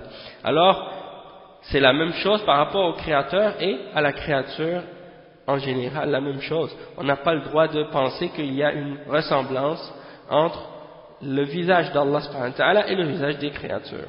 D'accord? Ou la face d'Allah et la face des créatures, il n'y a pas de comparaison. Donc ça c'est important de comprendre et ça nous montre en même temps la contradiction des Asha'ira et des Ahbash et des gens de ces catégories-là. On peut leur dire que d'affirmer l'attribut du visage d'Allah, ça n'implique pas du tout une ressemblance. D'accord? Ça c'est très important de le comprendre. Et après le cheikh il dit, donc, ولكن لو قال لنا قائل ومما وصف الله به نفسه أن له وجه كما قال سبحانه وتعالى ويبقى وجه ربك وأنا لا أعقل من الوجه إلا مثل وجه المخلوق فيلزم من إثبات الوجه لله التمثيل لأن القرآن عربي والوجه هو ما يتعارف بين الناس وأكمل الوجوه وجوه البشر فوجه الله كوجه الإنسان مثلا فماذا نقول له؟ نقول له إن هذا الفهم فهم خاطئ لأن الوجه مضاف إلى الله والمضاف بحسب المضاف إليه فوجه الله يليق بالله ووجه الإنسان يليق بالإنسان ونقول له أيضا أنت لك وجه والأسد له وجه والهر له وجه فلماذا قلنا وجه الإنسان ووجه الأسد ووجه الهر هل يلزم من ذلك التماثل؟ فلا أحد يقول إن وجهه يماثل وجه الهر أو الأسد أبدا إذن نعرف من هذا أن الوجه بحسب ما يضاف إليه وإثباتنا لصفات الله عز وجل لا يستلزم أبدا المماثلة بين الخالق والمخلوق بدليل السمع وبدليل العقل. Donc le cheikh justement il répète cette explication là et cet argument là, il dit si quelqu'un parmi les ahbash par exemple ou parmi les asha'ira il vient nous parler, il vient nous dire Allah il a affirmé dans le Coran par exemple qu'il a un visage, il dit wa yabqa wajhu rabbika dhul jalali wal ikram, et puis qu'il te dit par la suite que je ne peux pas comprendre rationnellement qu'un visage soit autre chose que ce que je connais parmi les visages des créatures. Et donc ça impliquerait que si on doit affirmer que Allah a un visage, ça implique qu'il y a une ressemblance parce que je ne connais pas d'autre visage excepté le visage des créatures. Et le Coran est un Coran en arabe, il est en arabe le Coran. Donc le mot wajh, c'est qu'est-ce que les hommes connaissent, hein? Et le plus parfait des visages, c'est le visage des hommes, des êtres humains. Hein? Et donc, il faut donc que le visage d'Allah soit comme le visage de l'homme. Alors, qu'est-ce qu'on répond à ce genre de personnes? Hein? On répond à ce genre de personnes parce que c'est ça les arguments des Asha'ira, des Ahbash, quand ils viennent vous parler, c'est comme ça qu'ils vous parlent. Ils disent non, je ne connais pas d'autre visage que le visage que je vois parmi les visages des créatures. Le cheikh il dit, cette compréhension-là que tu as, c'est une compréhension qui est erronée et qui est incorrecte. Parce que quand on affirme un visage, on affirme, par exemple, quand on dit wajhullah, ça veut dire qu'on a affirmé ce visage et on l'a attribué à Allah. Donc c'est pas n'importe quel visage, c'est un visage spécifique, c'est-à-dire un visage qui appartient uniquement à Allah subhanahu wa ta'ala. Et quand on dit par exemple que le visage c'est le visage d'Allah subhanahu wa ta'ala, donc ça veut dire que c'est un visage qui convient à Allah subhanahu wa ta'ala, et qui convient à sa perfection, et qui convient à sa majesté et à sa grandeur. Donc il n'est pas comparable au visage de quiconque parmi les créatures. Tandis que lorsqu'on dit le visage de l'être humain, eh bien c'est un visage qui convient et qui correspond à l'être humain. Hein? Et lorsque je dis par exemple, toi tu as un visage, et le lion il a un visage, et le chat il a un visage, hein? Et si je dis donc que l'homme et l'être humain et le lion et le chat ont un visage, est-ce que ça veut dire que leur visage c'est le même? Bien sûr que non. Hein? Personne ne va dire que leurs visages se ressemblent. Et donc c'est un peu comme l'exemple que le Cheikh Ahmed al-Najmi a donné. Que si je te dis par exemple que tu as un visage de chien ou tu as un visage de porc, eh bien tu vas considérer ça comme une insulte et tu vas te mettre en colère. Parce que tu refuses qu'il y ait une ressemblance entre ton visage et le visage de ces bêtes et de ces animaux. Hein? Donc c'est exactement la même chose. Par rapport aux autres créatures, on voit que dans les créatures, il n'y a pas de ressemblance entre nos visages.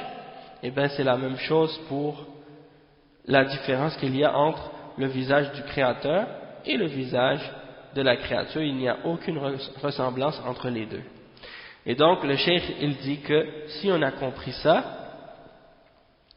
eh bien si on a compris ça comme il faut, on comprend que le visage est toujours relié à l'être auquel il est attribué. D'accord? Et à qui on lui attribue. Par exemple, le visage d'Allah, c'est un visage qui est spécifique à Allah. Et le visage des créatures, c'est un visage spécifique aux créatures. Et ça n'implique pas du tout une ressemblance entre le créateur et la créature. Et ça, c'est prouvé par les textes et c'est prouvé également par la raison. Comme on a donné des exemples des textes, que Allah a un visage, et on a donné les preuves rationnelles qu'il n'y a pas de ressemblance entre le créateur et la créature, et il y a les textes qui prouvent qu'il n'y a pas de ressemblance également. D'accord? Et le deuxième point qu'on doit éviter, comme on a expliqué, c'est at-takyif. On a expliqué maintenant qu'on ne doit pas faire de ressemblance entre le créateur et la créature, et que ça c'est le premier danger auquel on doit faire attention.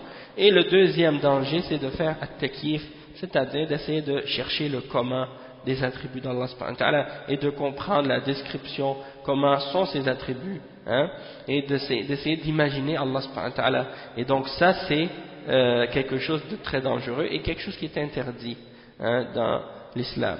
Et c'est kufr en réalité de faire des ressemblances entre Allah et sa créature, comme c'est kufr de demander le comment.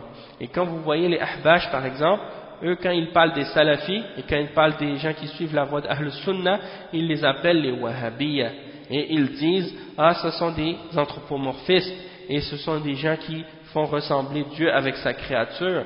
Et bien entendu c'est tout à fait faux, puisqu'on ne fait pas de ressemblance entre le créateur et la créature et on ne fait pas d'anthropomorphisme non plus, puisqu'on ne fait qu'affirmer ce que Allah a affirmé pour lui-même. Et on dit laysa kamithlihi shay. Donc ce sont des gens qui mentent, hein, à propos des salafs, hein. Et donc le cheikh dit wa at-takyif ay anna sifat Allah azza wa jal la tukayyif taqdiran bil jinan wa la nutqan bil lisan wa dalilu dhalika sam'iyyun wa aqli, hein. لا تكيف الصفات تقديرا بالجنان ولا نطقا باللسان ودليل ذلك سمعي وعقلي. Ça veut dire qu'on n'a pas le droit de faire at-takyif. At-takyif ça veut dire quoi? Ça veut dire demander le comment, hein, comment sont les attributs d'Allah subhanahu wa ta'ala. Et le cheikh il dit c'est-à-dire qu'on n'a pas le droit de demander comment ou de chercher le comment des attributs d'Allah, ni dans notre cœur ni avec notre langue. C'est pas juste que tu demandes pas comment avec ta langue, même dans ton cœur tu dois pas le demander en essayant de l'imaginer avec ta tête ou ton esprit. Et c'est pas comme les gens de bid'a, ils disent par exemple, quand ils disent oh non, on dit pas, ça veut pas dire qu'on ne doit pas demander le comment ou essayer d'imaginer Allah, ça veut dire qu'il n'a pas de comment, hein, il n'a pas de comment. Et bien entendu, ça veut rien dire, puisque s'il n'avait pas de comment, alors pourquoi on aurait besoin ça veut dire, eux ils veulent dire que Allah n'a pas de description, c'est ça ce qu'ils veulent dire. Ils veulent dire qu'il n'a pas de description. Nous on dit, non, il y a une description, c'est-à-dire elle existe cette description, mais nous on ne la connaît pas. C'est ça que ça veut dire. Ça ne veut pas dire qu'il n'y a pas de kayf, qu'il n'y a pas de comment. Il y en a un comment, mais le comment on ne le connaît pas. Pourquoi on ne le connaît pas? Parce que Allah il ne nous l'a pas décrit. Il ne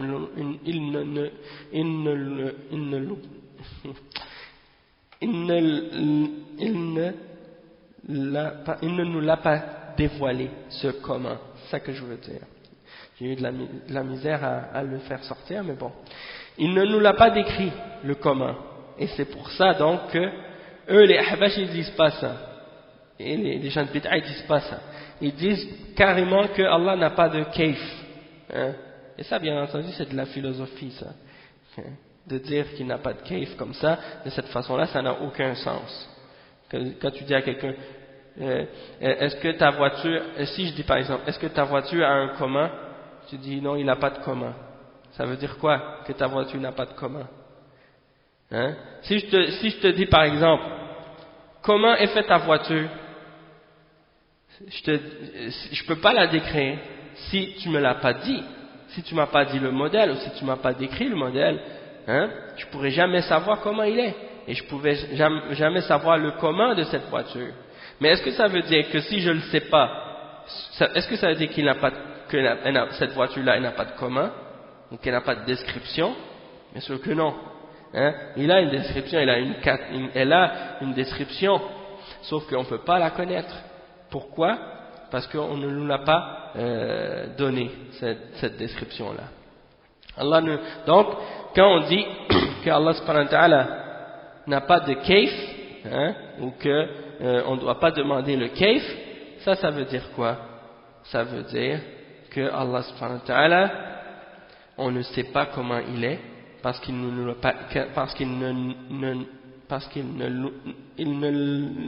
l'a pas dit, il ne nous a pas dit ça, hein, et donc à cause de ça, on ne peut pas chercher à le comprendre non plus et demander le comment. Ça c'est un point important à comprendre en partant. Et les preuves de ça sont ramenées dans la révélation et dans la raison aussi. Et voici les explications du cheikh à ce sujet-là. الدليل السمعي قوله تعالى, hein, donc juste avant de commencer, si un ahbash vous faites des ressemblances entre Allah et sa créature, ou qu'on fait des anthropomorphismes, vous leur dites, celui qui fait de l'anthropomorphisme, il est kafir. Et celui qui fait des ressemblances entre Allah et sa créature, il est kafir. Alors, les salafs ne font pas de ressemblance entre Allah et sa créature. Et nous, on ne fait pas non plus de ressemblance entre Allah et sa créature, mais on affirme tout ce qu'Allah a dit et son prophète, sallallahu alayhi wa sallam. Est-ce que vous allez dire que Allah fait du tashbih, ou que Allah fait de l'anthropomorphisme dans le Coran, parce qu'il s'est décrit de cette façon-là? Ou est-ce que vous allez dire que le prophète, sallallahu alayhi wa sallam, fait de l'anthropomorphisme, parce qu'il a dit que Allah est au-dessus de son trône, ou qu'il a dit qu'il a une main, ou qu'il a un visage, hein? Quand il dit par celui qui tient mon âme en sa main, quand le prophète sallallahu alayhi wa sallam dit ça, est-ce qu'il fait de l'anthropomorphisme? Bien sûr que non. Donc on ne fait pas d'anthropomorphisme ni de ressemblance, d'accord? Mais celui qui fait de l'anthropomorphisme et de la ressemblance, c'est celui qui dit Allah a une main comme la main de la créature. Allah a un visage comme le visage de la créature. Celui qui dit ça, il est kafir, il n'est pas musulman. Et c'est ça l'anthropomorphisme. D'accord? Mais si je dis, je crois que Allah il a l'attribut qu'il s'est décrit lui-même, par lequel il s'est décrit lui-même dans le Coran et dans la Sunna, et je l'affirme, et je dis que les attributs d'Allah sont différents de l'attribut de la créature, ça c'est pas de l'anthropomorphisme, et c'est pas de faire une ressemblance entre Allah et sa créature. Hein? Et la même chose pour tous les autres attributs. D'accord? Sinon, ils ne pourraient pas affirmer les sept attributs qu'ils affirment, parce qu'on pourrait dire la même chose au sujet de ces 7 attributs-là. Hein? Donc ça, c'est très important de comprendre pour réfuter ces gens-là qui sont, pour la plupart des gens arrogants et qui refusent d'accepter ce qui est clair dans le Coran et dans la Sunna. Que Allah les guide. Ensuite, donc, le cheikh dit, la preuve qu'on ne peut pas faire de takyif, c'est prouvé par la révélation et par la raison. Et donc, le cheikh dit, الدليل السمعي قوله تعالى ولا يحيط به علما وقوله ولا يحيطون بشيء من علمه على أحد التفسيرين قوله تعالى قل إنما حرم ربي الفواحش ما ظهر منها وما بطن والإثم والبغي بغير الحق وأن تشركوا بالله ما لم ينزل به سلطانا وأن تقولوا على الله ما لا تعلمون وقوله ولا تقف ما ليس لك به علم إن السمع والبصر والفؤاد كل أولئك كان عنه مسؤولا فمن كيف صفة الله فقد قال على الله ما لا يعلم أما الدليل العقلي لامتناع التكييف فإننا نقول لا يمكن لأي إنسان أن يعرف كيفية الشيء إلا بمشاهدته أو مشاهدة نظيره أو الخبر الصادق عنه مثل لو أني شاهدت مسجلا بعينه فإني أعرف كيفيته لأنني شاهدته بعيني أو مشاهدة نظيره مثل أن يأتيني رجل يقول عندي سيارة واشتريتها موديل 88 مثلا وصفتها كذا ولونها كذا فإنه يمكنني معرفة هذه السيارة مع أني لم أشاهدها لأني أعرف نظيرها وأشاهده. Donc le cheikh il explique que les preuves qu'on ne peut pas demander le comment dans la révélation, c'est par exemple le verset 110 dans Surat Taha. Allah subhanahu wa ta'ala il dit وَلَا يَحِيطُونَ بِهِ عِلْمًا. Ils ne peuvent pas l'envelopper ils ne peuvent pas le connaître par leur science ou l'envelopper de leur science. Hein? Les créatures ne peuvent pas connaître Allah subhanahu wa ta'ala par leur science. C'est-à-dire l'envelopper et le connaître parfaitement comme il est. Hein? Ensuite, le verset 255 dans Surat Al-Baqarah, dans Ayat Al-Kursi, Allah subhanahu wa ta'ala dit وَلَا يَحِيطُونَ بِشَيْءٍ مِّنْ عِلْمِهِ.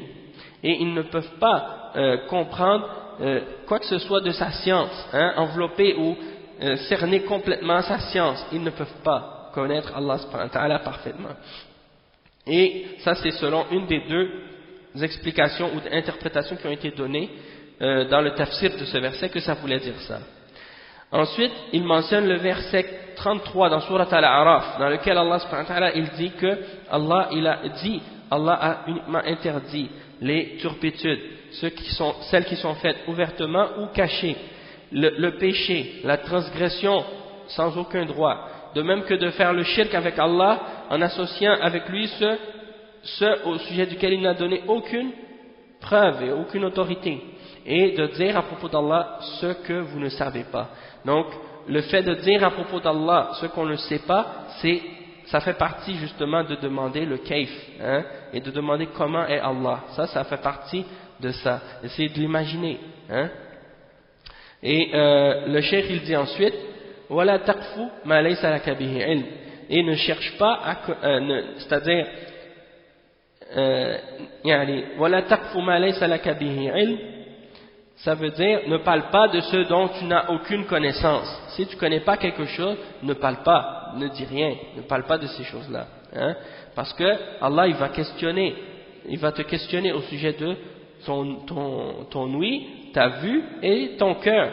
Qu'est-ce que tu as fait avec ton ouïe, qu'est-ce que tu as écouté, qu'est-ce que tu as vu et qu'est-ce que tu as pensé avec ton cœur. Allah va te questionner à propos de ces choses-là. N'essaie pas d'imaginer Allah. N'essaie pas de poser des questions à propos d'Allah que personne ne peut savoir par rapport à ses attributs, hein, comme le kayf, comment sont les attributs d'Allah. On n'a pas le droit de demander ça. Pourquoi? Parce que personne ne peut savoir comment sont les attributs d'Allah.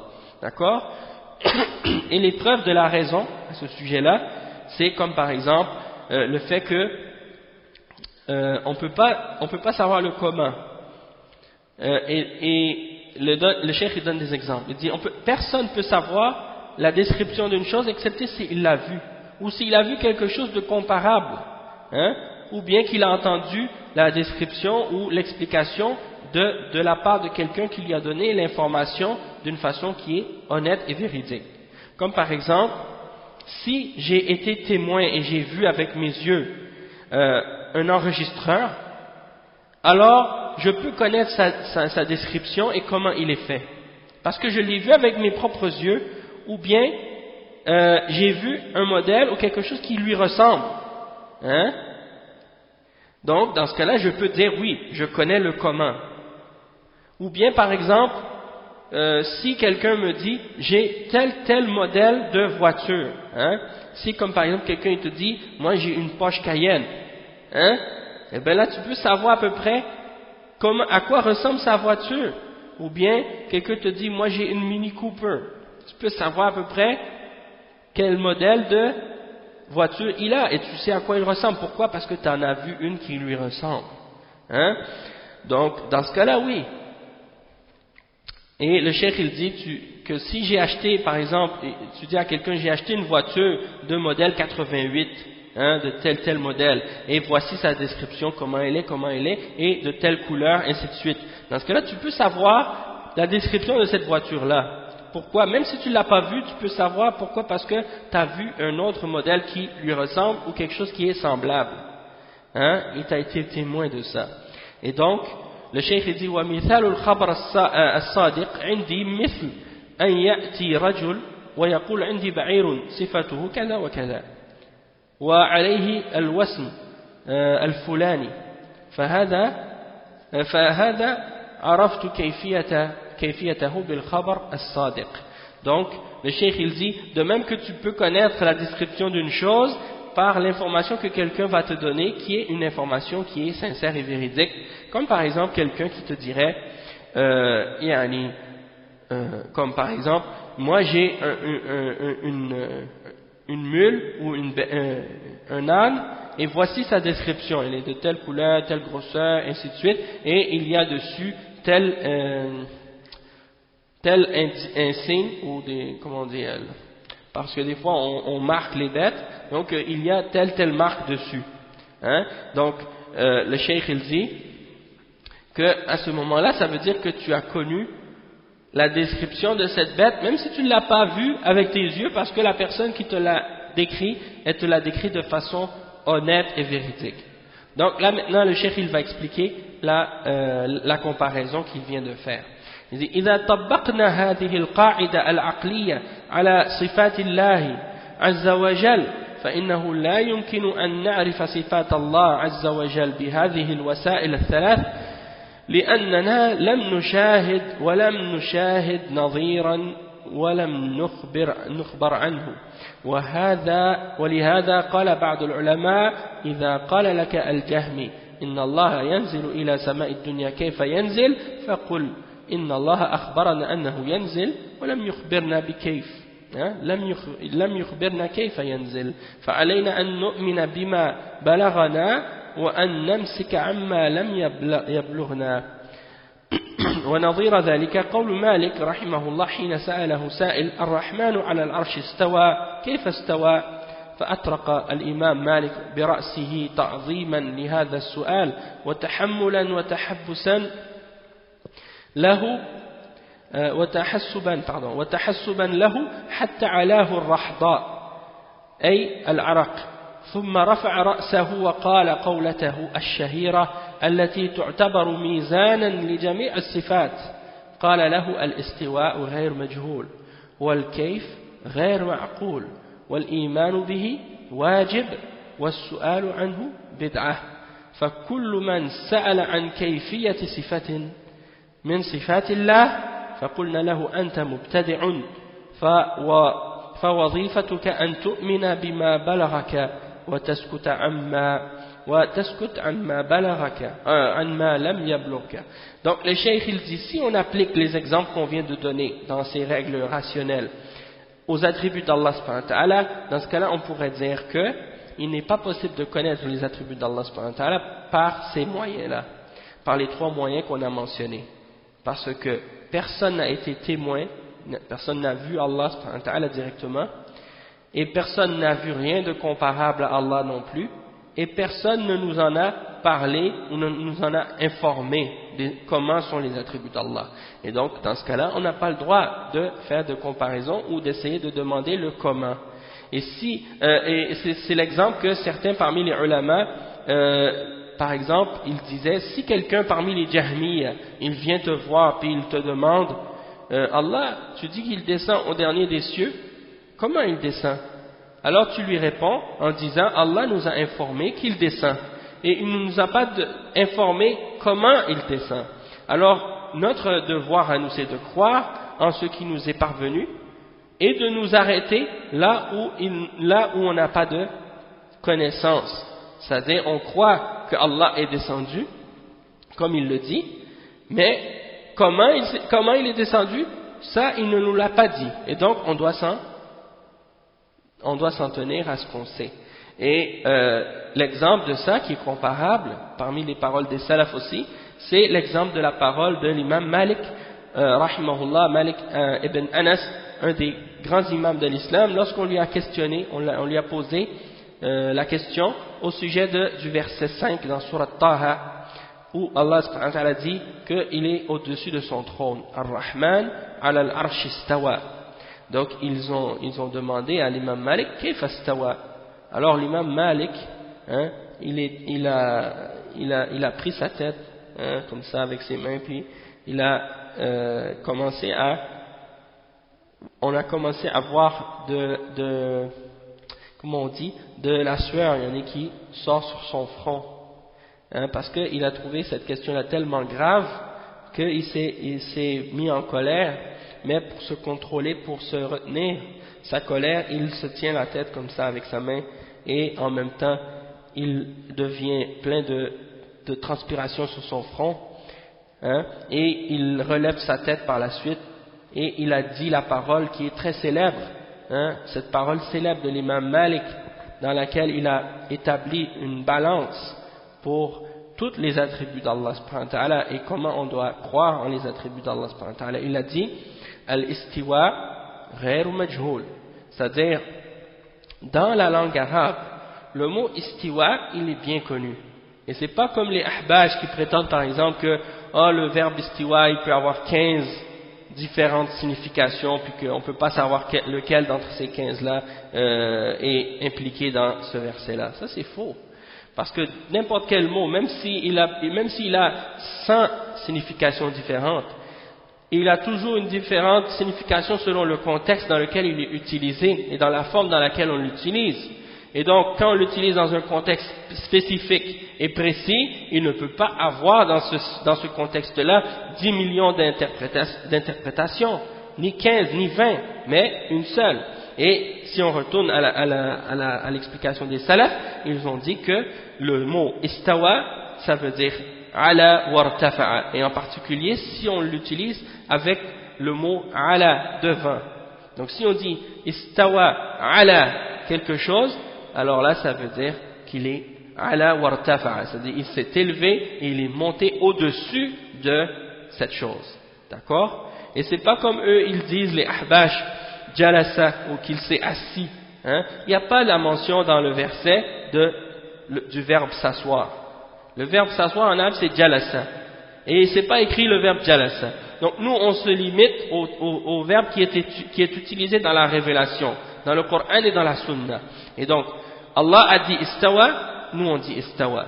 Le prophète sallallahu alayhi wa sallam a dit fis sama, on dit nous fis sama, hein, qu'il est au-dessus de sa création. Et on dit ce que le prophète sallallahu alayhi wa sallam a dit et ce que Allah subhanahu wa ta'ala a dit. Et c'est tout. Quand l'esclave est venu demander, l'esclave que Muawiyah ibn al-Hakam, il a frappé une esclave, il est venu avec elle au prophète sallallahu alayhi wa sallam, il a dit j'ai frappé mon esclave, que dois-je faire pour faire expier ce péché-là, est-ce que je peux la libérer? Le prophète sallallahu alayhi wa sallam a demandé à cet esclave, et c'est un hadith sahih rapporté par Muslim, hein, il lui a dit, il a demandé à l'esclave, où est Allah? Elle a répondu, il est dans les cieux. Hein? Et donc, où est Allah? C'est une question qui est permise. La preuve qu'elle est permise, c'est que le prophète sallallahu alayhi wa sallam lui-même l'a posée. Et si c'était interdit de poser cette question-là, le prophète sallallahu alayhi wa sallam ne l'aurait pas posée. Hein? Et ça donc c'est la réfutation des ahbash et des gens de bid'ah parmi ces gens-là qui disent ah non, c'est haram de demander où est Allah, il n'a pas de où, il n'a pas de je sais pas quoi. Hein? Comment ils disent eux? A'udhu billah, comment on n'a pas le droit de poser la question et le prophète sallallahu alayhi wa sallam il la pose. Et elle a répondu fis sama, c'est-à-dire il est au-dessus, hein, au-dessus de sa création, dans les cieux. Hein, dans les cieux, c'est ça que ça veut dire. Parce que les cieux, on l'utilise en arabe pour dire les hauteurs, qu'est-ce qui est en haut de nous. Hein? Même on dit que la pluie tombe du ciel, alors qu'on sait très bien que la pluie ne tombe pas du ciel. La pluie tombe des nuages, mais les nuages sont en haut de nous. Et quand on dit que quelque chose est dans les cieux, ça veut dire qu'il est au-dessus de nous. Et Allah, il est au-dessus de nous. Et c'est ça que ça signifie. Et donc, c'est pas que Allah est dans les nuages comme les ahbash essaient de faire croire aux gens lorsqu'ils parlent des salafis et qu'ils essaient de se moquer des salafis.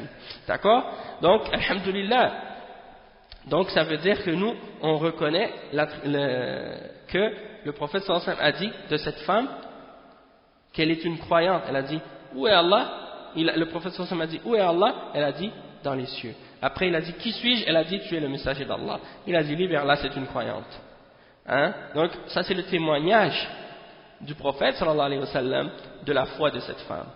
Ensuite, donc ça prouve que al-istiwa, c'est quelque chose qui est connu dans la langue arabe. Et les salafs, ils l'ont expliqué de cette façon-là. Ça ne veut pas dire, comme les ahbash disent aujourd'hui, et les asha'ira, que ça veut dire que Allah a pris le contrôle du trône. Ça voudrait dire quoi ça? Ça voudrait dire qu'avant Allah il y avait quelqu'un qui contrôlait le trône, puis Allah est venu, il l'a enlevé et puis il a pris sa place.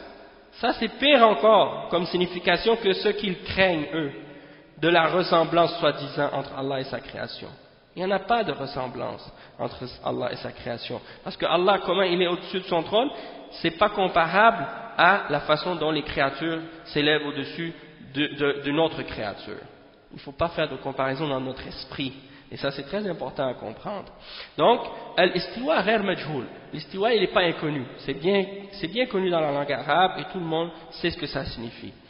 Wal kayf ghair ma'qoul. Donc, l'imam Malik, il dit, le kayf, tu ne peux pas le comprendre rationnellement, parce que tu ne le connais pas. Hein? Tu ne peux pas le connaître rationnellement. Et comme pour répondre aux ahbash qui disent qu'il n'y a pas de kayf du tout, s'il n'y avait pas de kayf, pourquoi on le nie alors? Hein? S'il n'y avait pas de description, alors pourquoi on dit qu'on ne doit pas demander au sujet du kayf? Hein? Ça ne sert à rien de dire à quelqu'un de ne pas demander quelque chose si cette chose-là n'existe pas. La raison pourquoi on ne peut pas demander le kayf, c'est parce qu'on ne le connaît pas, et pas parce qu'il n'existe pas. Il y a une différence donc entre les deux. Hein? Et les salafs, ils faisaient la différence entre ces deux choses-là, justement. Ils disaient pas quand ils disaient de ne pas demander le comment, c'est pas parce qu'il n'y en a pas de description ou de comment, mais c'est plutôt parce qu'on ne peut pas le connaître de façon rationnelle. Et c'est pour ça que l'imam Malik, il dit ici, wal kayf ghair ma'qoul. Et le comment, il n'est pas rationnel, tu ne peux pas le connaître avec ta raison. Wal imanu bihi wajib. Et de croire en ça, c'est obligatoire. Was su'alu anhu bid'ah. Et de demander au sujet du comment et de poser cette question-là, en soi, c'est bid'ah. C'est déjà une bid'ah.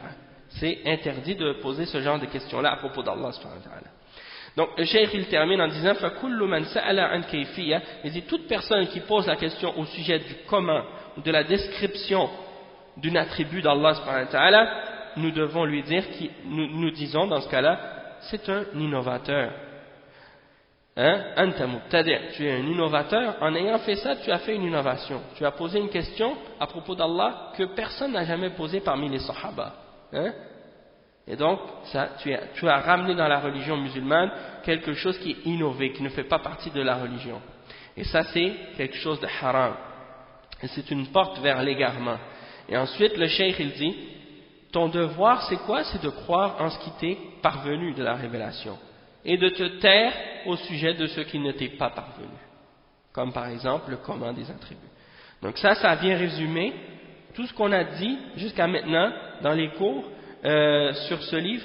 Donc ça vient résumer la croyance de Ahl Sunnati wal Jama'a au sujet de la foi en Allah subhanahu wa ta'ala et donc des 4 principes. Premièrement, la foi en l'existence d'Allah, la foi en Ar-Rububiyyah, la foi en Al-Uluhiyyah et la foi en Al-Asma wa Sifat. Donc ça vient résumer ces 4 principes-là. On a terminé donc, qu'est-ce qui a rapport pour l'instant avec la foi ou de croire en Allah subhanahu wa ta'ala ou la foi en Allah subhanahu wa ta'ala. Ça c'est le premier pilier de la foi. Bien entendu, il faut bien se mettre en esprit que qu'est-ce qu'on a expliqué dans ce cours, c'est uniquement un résumé. Parce qu'il y a beaucoup d'autres détails qu'on pourrait rajouter, mais c'est juste un petit résumé en ce qui concerne la foi en Allah. Et donc pour avoir une vraie foi en Allah, c'est pas juste de croire que Allah existe, mais c'est de respecter toutes les règles qu'on vient de clarifier maintenant. Et juste au sujet de ces 4 points-là qu'on a mentionnés, si on regarde parmi les musulmans, il y a plein de groupes et de sectes qui ont dévié juste à propos de la foi en Allah subhanahu wa ta'ala. Que ce soit les chiites, que ce soit les soufis, que ce soit les ahbash, que ce soit il y a d'autres sectes également qui sont apparues à travers la Ummah, et même chez les Ikhwan et d'autres, vous trouvez tous des erreurs qui ont rapport juste avec ce premier point de la foi là, par rapport à Allah, que ce soit les Mu'tazila, les Asha'ira, les Maturidiyya, et les autres également. Donc on va s'arrêter ici pour aujourd'hui, Inch'Allah. Jazakumullahu khairan, subhanakallahu wa bihamdik, ashhadu an la ilaha illa anta, astaghfiruka wa atubu ilayh. Wassalamu alaikum wa rahmatullahi wa barakatuh.